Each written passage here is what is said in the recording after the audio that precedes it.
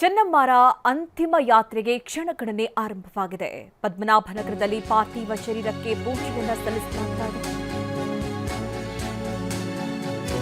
ಸದ್ಯ ಪದ್ಮನಾಭನಗರದಲ್ಲಿ ಅಂತಿಮ ದರ್ಶನಕ್ಕೆ ಅವಕಾಶವನ್ನು ಮಾಡಿಕೊಡಲಾಗಿತ್ತು.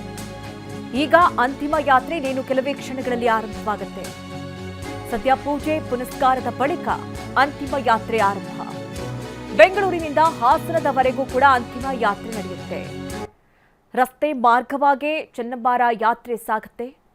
ನೋಡಿ, ಬೆಂಗಳೂರಿನಿಂದ ಹೊಳೆ ನರಸೀಪುರಕ್ಕೆ ಚೆನ್ನಮ್ಮ ಅಂತಿಮ ಯಾತ್ರೆ ನೆರವೇರುವಂಥದ್ದು. ಚೆನ್ನಮ್ಮ ಅಂತಿಮ ಯಾತ್ರೆ ಸಾಗುವಂತಹ ಮಾರ್ಗ, ಯಾವ್ಯಾವ ಮಾರ್ಗದಿಂದ ಅಂತಿಮ ಯಾತ್ರೆ ಸಾಗುತ್ತೆ ಅನ್ನೋದು ಟಿವಿ9ಗೂ ಲಭ್ಯವಾಗಿದೆ.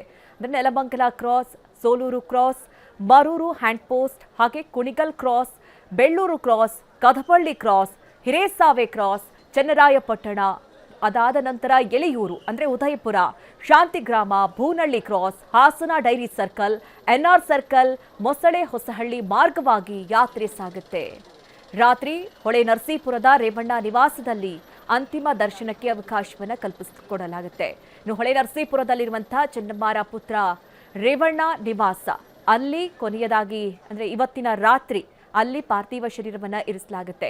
ಬಾವಿನಕೆರೆ ಶ್ರೀ ರಂಗನಾಥ ಸ್ವಾಮಿ ಬೆಟ್ಟದ ತಪ್ಪಲಿನಲ್ಲಿ ಅಂತ್ಯಕ್ರಿಯೆಗೆ ವ್ಯವಸ್ಥೆಯನ್ನ ಮಾಡಿಕೊಳ್ಳಲಾಗಿದೆ. ನೀವೀಗ ಏನು ದೃಶ್ಯಗಳನ್ನು ಗಮನಿಸ್ತಾ ಇದ್ದೀರಿ. ಈಗ ಸದ್ಯ ಪದ್ಮನಾಭನಗರದಲ್ಲಿ ಅಂತಿಮ ದರ್ಶನಕ್ಕೆ ಏನು ವ್ಯವಸ್ಥೆಯನ್ನ ಮಾಡಲಾಗಿತ್ತು ಅದು ಮುಗಿದಿದೆ. ಈಗ ಒಂದಷ್ಟು ಕಾರ್ಯಗಳನ್ನು ನೆರವೇರಿಸಲಾಗ್ತಾ ಇದೆ, ಪೂಜೆಯನ್ನು ನೆರವೇರಿಸಲಾಗ್ತಾ ಇದೆ. ಅದಾದ ನಂತರದಲ್ಲಿ ಅಂತಿಮ ಯಾತ್ರೆ ಆರಂಭ ಆಗುತ್ತೆ. ನಾವು ನೋಡಿದ ಹಾಗೆ ನಿನ್ನೆಯಿಂದಲೂ ಕೂಡ ಚೆನ್ನಮ್ಮ ಅವರನ್ನು ಅಂತಿಮವಾಗಿ ಕಣ್ತುಂಬಿಕೊಳ್ಬೇಕು ಅಂತ ಹೇಳಿ ಒಂದು ಕಡೆ ರಾಜಕೀಯ ರಂಗದ ಗಣ್ಯರು, ಇನ್ನೊಂದು ಕಡೆ ಚಿತ್ರರಂಗದ ಗಣ್ಯರು, ಅವರ ಕಾರ್ಯಕರ್ತರು, ಬೆಂಬಲಿಗರು ಮತ್ತು ಅವರ ಗ್ರಾಮದ ಅವರ ಒಡನಾಟದಲ್ಲಿದ್ದಂತಹ ಸಾಕಷ್ಟು ಮಂದಿ ಬಂದು ಅಂತಿಮ ದರ್ಶನವನ್ನು ಪಡೆದುಕೊಂಡಿದ್ದಾರೆ. ಈಗ ಅಂತಿಮ ಯಾತ್ರೆ ಆರಂಭ ಆಗಿದೆ. ಆ ದೃಶ್ಯಗಳನ್ನು ಕೂಡ ಗಮನಿಸ್ತಾ ಇದ್ದೀರಿ. ಈಗಾಗಲೇ ವ್ಯಾನ್ ಅಂದರೆ ಅಂತಿಮ ಯಾತ್ರೆಗೆ ವಾಹನ ಸಿದ್ಧವಾಗಿರೋದು, ಆ ದೃಶ್ಯಗಳನ್ನು ಗಮನಿಸ್ತಾ ಇದ್ದೀರಿ. ಇನ್ನೇನು ಕೆಲವೇ ಕ್ಷಣಗಳಲ್ಲಿ ಅಂತಿಮ ಯಾತ್ರೆ ಕೂಡ ಆರಂಭವಾಗುತ್ತೆ.